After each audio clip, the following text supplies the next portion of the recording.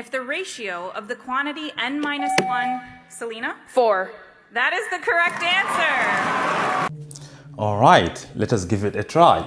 The question reads, if the ratio of n minus 1 factorial to n plus 1 factorial for a positive integer n is 1 divided by 20, we're asked to find that value of n. So a ratio is a fraction to its simplest form, right? So n minus 1 factorial divided by n plus 1 factorial is equal to 1 divided by 20 from the question. How do we simplify factorials?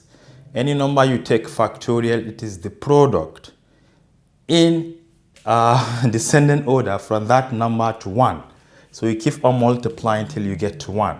But we are not going to do that because I know I can express this in terms of this.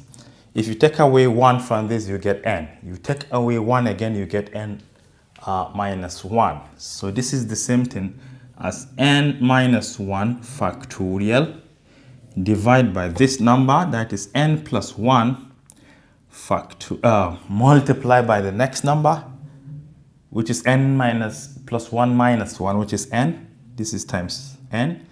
Then if you subtract 1 from n, you get n minus 1. Then we're going to stop here. Factorial, this is equal to 1 divided by 20. Can you see that this and this will cancel?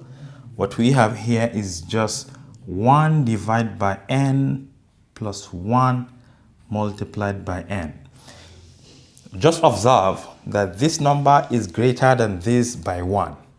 We can equally do the same thing for 20, which is 5 multiplied by 4, because this is greater than 4 by 1.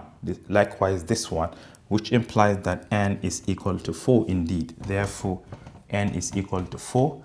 And if you like, you can set n plus 1 to be equal to 5 and solve for n by subtracting 1 on both sides. N will also be equal to 4.